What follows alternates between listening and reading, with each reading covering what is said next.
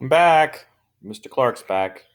It's time to take a look at 19.4, the second part, as we're going to take a look at the Clinton administration. Obviously, with the Clinton administration, we're going to have to take a look at the election first to see that George Herbert Walker Bush was attempting to run for reelection in 1992, and we'll be looking at a unique election that involved three legitimate candidates. Keep in mind as we're going through it, you should uh, hopefully have the YouTube video of my lesson open on one device and your Chromebook open on another. That way you can fill out the responses. Be sure to submit your responses in Google Classroom when you're done. All right, so when you think about the status of the election in 1992, a lot of Democrats were hesitant to run for the Democratic nomination for the presidency in 1992 because as 1992 was rolling around, President Bush was really popular in the country. The United States had watched Bush lead us through, it's about as successful of a campaign in terms of a war as you possibly could have. Very few fatalities on the side of the United States. A very successful campaign in ousting and removing Saddam Hussein, the leader of Iraq, from occupying Kuwait. And President Bush's ratings in the polls were at 91% popular. You compare that to like an average president in contemporary times. President Trump kind of hovers somewhere in the 40s on a regular basis. President Obama very rarely got out of the 50s. So President Obama was usually somewhere around 52 to 55%. So for a president to get to 91% is quite unique because that means that both Democrats and Republicans were in favor of what he was doing as president.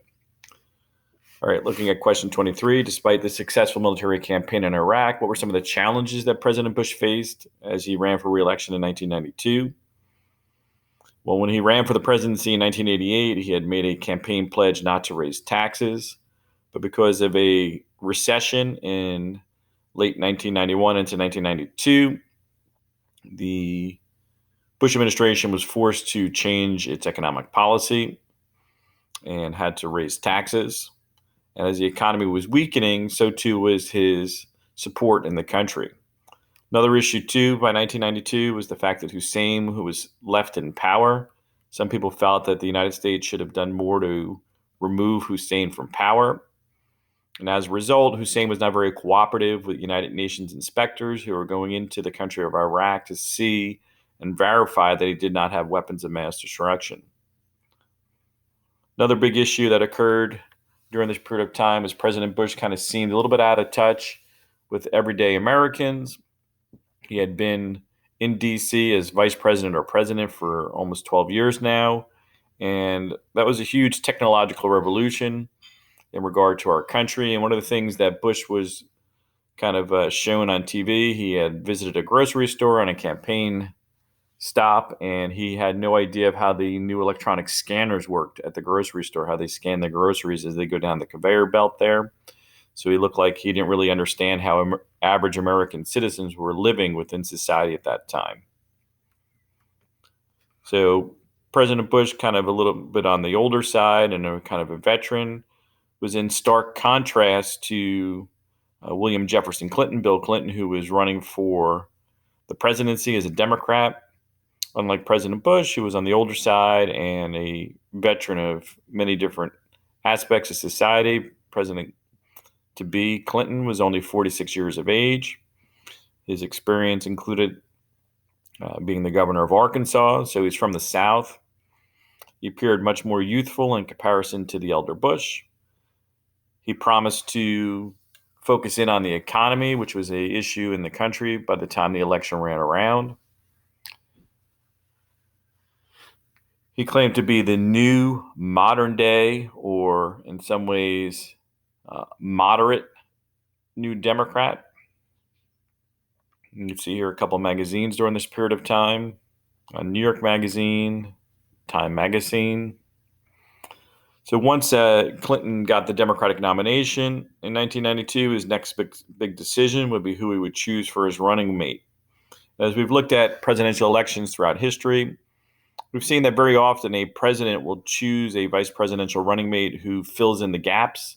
So, for example, we looked at John F. Kennedy, who was a very young presidential candidate around the same age as Bill Clinton, a little bit younger. And instead of choosing someone who was similar to him, he chose a kind of like the exact opposite. Kennedy was from the Northeast, from Massachusetts. He took Lyndon Johnson, who was a senior statesman, an elderly, kind of very veteran politician, as his running mate. And he was from the Southwest, from Texas. So kind of balanced out the ticket geographically and also in terms of experience or age. But instead, Bill Clinton wanted to run on this kind of new Democrat. So he chose a Southern Senator, Al Gore, a very similar, youthful Southerner. And you can even see in the photograph there. Obviously, they don't look identical, but they're very similar in terms of even their physical presence, their look, their age, where they were from in the country. So almost like a carbon copy in terms of what he was trying to represent, kind of the very youthful new Democrat. This is in stark contrast between their ticket and what they were trying to do is portray George Herbert Walker Bush as being outdated and out of touch. The same point in time, for one of the few times in American history, a legit third party candidate arose during this period of time. This person was Ross Perot. He was a Texas businessman and a billionaire, and he was running primarily on the idea of addressing the economy. He funded his campaign himself, so there was no special interest groups, nobody giving him money who would expect favors later on. Perot began paying for 30-minute, not 30-second, 30-minute primetime TV spots that promoted his candidacy. He was a fiscal conservative, and when the elections finally came about in 92, he received 20% of the vote. That's a very significant percentage of the vote. And because he was conservative and he was from Texas, obviously he was much more similar in terms of his positions to President Bush than he was to Bill Clinton and Al Gore. So a lot of people believe that the margin of victory for Bill Clinton came out of the fact that Perot drew just enough votes away from Bush to give the presidency to Bill Clinton.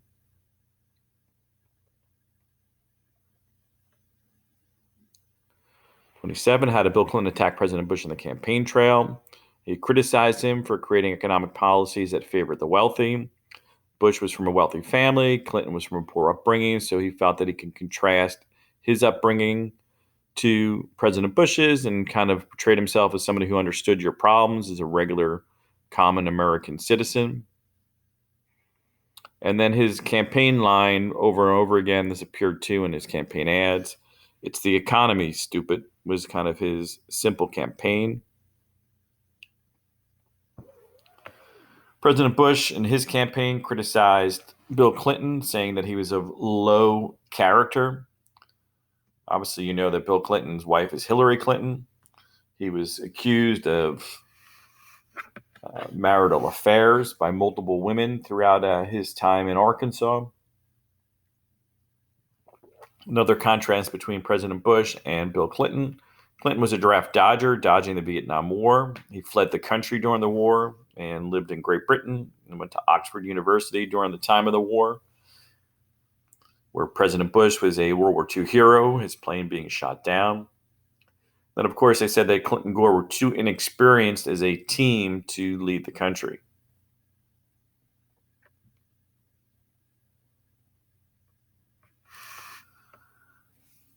Now, when you look at the final election results, Bill Clinton gained 43% of the vote, which meant that 57% of the country voted against him. So this is where we have the third party ticket in there, with Perot getting roughly 20% of the vote. George Herbert Walker Bush got 37% of the vote. The election was not very close in the Electoral College. 370 electoral votes for Clinton to just 168 for Bush.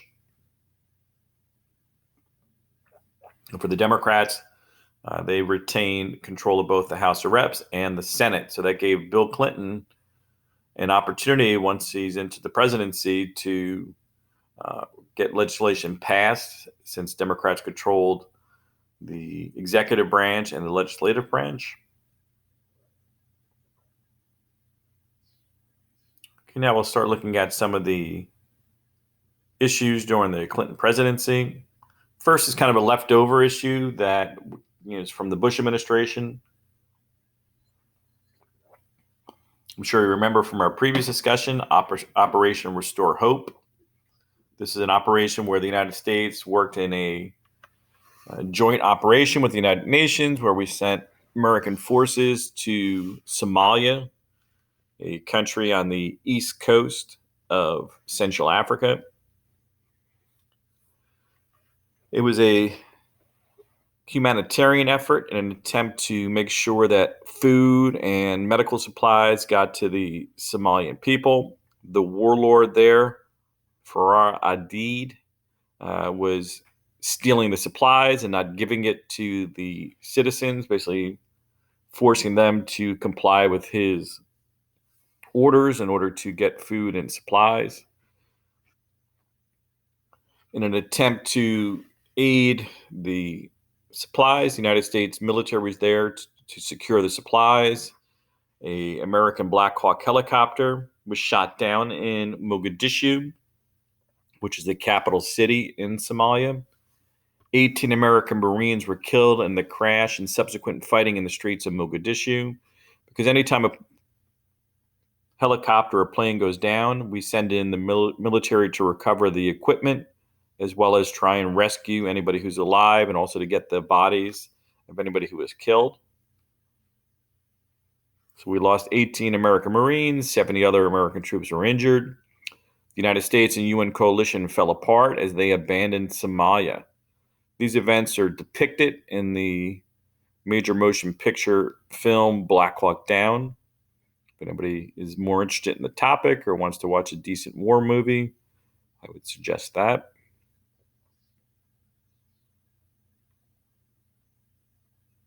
Now, every president, not just Bill Clinton, has to reflect back on the Vietnam War and see how that went, and that kind of influences decisions in regard to foreign policy. Bill Clinton was somewhat reluctant to intervene in foreign conflicts unless he had the support of national organizations like the United Nations or NATO. He would also potentially step in for human rights violations. One area where President Clinton got involved was in Haiti. He helped to restore the president, Jean-Bertrand Aristide, back to power. A military coup had temporarily deposed him from that position. So that's a small island nation, Haiti, and we went in there to help restore law and order there. Another issue that was still left over for Bill Clinton was the transition back to democracy for a lot of the former communist countries that were part of the Soviet bloc. So the collapse of communism led to the splintering of Yugoslavia. This led to a civil war in Bosnia and Croatia. During this period of tension, ethnic cleansing took place, famine. There were atrocities on both sides. So in many ways, there was a humanitarian crisis that was ongoing in this area. In the three-way civil war that broke out, you had Orthodox Christian Serbs, Catholic Croatians, and Bosnian Muslims who were fighting each other. So once again, as you often see, things come down to religious differences often being the root of tension between two different groups, or in this case, three different groups.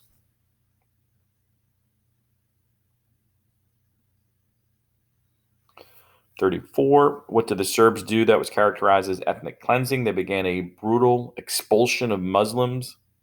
In some cases, instead of just trying to drive them out of their country, they slaughtered them instead. NATO forces were sent in under the encouragement of the United States. They bombed Serbian troops, forced them to the negotiating table. And one of the accomplishments of the Clinton presidency were the Dayton Accords. was a peace treaty signed between Christian Serbs and Bosnian Muslims. In 1996, 60,000, including 20,000 American troops, had entered Bosnia to enforce the peace treaty. In Kosovo in 1998, two of the main ethnic groups, the Serbs and the Albanians, began to fight as the Albanians attempted to get Kosovo to separate from Serbia. So despite some of the positive things that came out, like, for example, with the Dayton Accords, there were still ongoing issues throughout the 1990s. One of the more heinous individuals during this period of time, and probably the real villain in the story, was the Serbian leader Slobodan Milosevic. He ordered a crackdown on the Albanians and led to the senseless slaughtering of thousands. Eventually, the United States, along with European leaders, sent in additional troops, and by March of 1999, after numerous NATO bombings, Serbia pulled its troops out of Kosovo. Eventually, Slobodan Milosevic was arrested and prosecuted by the International Tribunal for his crimes against the citizens. Perhaps one of the saddest events during the Clinton administration was the issues that were ongoing in Rwanda. Hopefully, you've learned about the issues in Rwanda previously. Two rival groups, the Hutu and the Tutsi, they were forced to live together under the control of Belgium during the colonial period in the 1900s. If you remember, Africa was colonized. All but two countries were colonized, Liberia and Ethiopia being the exception during the race to colonize Africa in the late 1800s and into the early 1900s. And what they did is they ignored tribal boundaries when they went there, Europeans, and what they did is they took what territory they wanted with no regard for the native citizens. So the Hutu and the Tutsi had literally been enemy tribes who had lived separately for thousands of years in Africa, but now when Belgium came in, now they were under the same democratic form of government that the Belgian government was implementing there. When the age of colonialism or colonialization came to an end in the early 1960s, Belgium left. These enemy tribes were now living in the same country under the boundaries created by European powers. They had a lot of violent activity going back and forth that culminated in April of 1994. The Hutu majority attempted to systematically wipe out and murder the Tutsi in a genocide. You can see the disturbing photograph on the left there. You can see where Rwanda is located in kind of the south-central region of Africa. The genocide was very brutal. The killings included machetes, where they would machete the Tutsi, basically chopping them to death in the head. A lot of the Tutsi fled Rwanda, creating a refugee crisis throughout Africa. And as this was ongoing, the United Nations and the United States were very slow to step in. Had they stepped in much more quickly, perhaps thousands or hundreds of thousands of people could have been saved.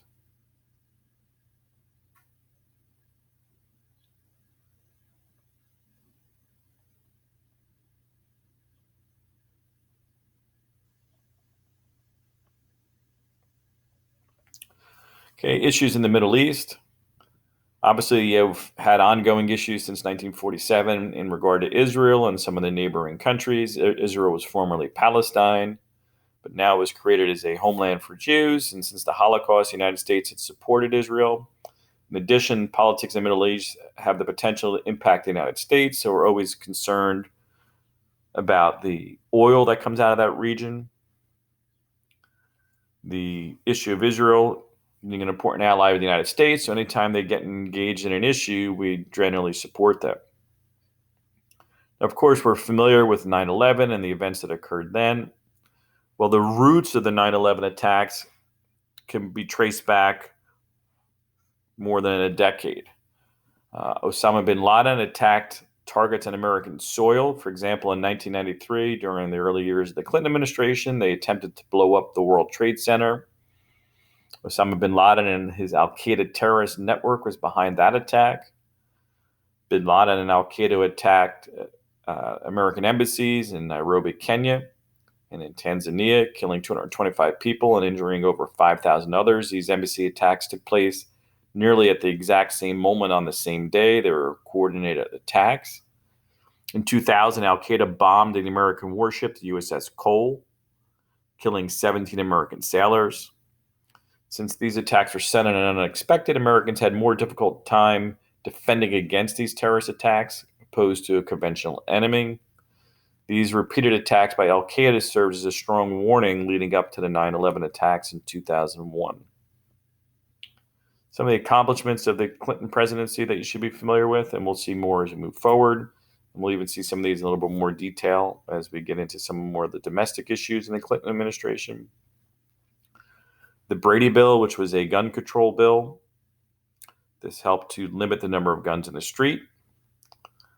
He improved the American economy. He actually had the first balanced budget on an annual basis in decades. Now, this doesn't mean we got rid of our deficit, but it meant that on on a yearly basis, let's say in 1999, for example, we were actually taking in more money than we were spending, which is a net positive. And we need to change that at some point in time in history, or this deficit, which is 27 trillion or so, is going to be something that's going to really potentially collapse our economy at some point in time. The AmeriCorps program to provide jobs, and also welfare reform to try and get more people back to work. So this is basically the second part of 1904. As we move into 1905, we'll see more about the Clinton presidency as we continue moving forward. Until next time, Mr. Clarke is out.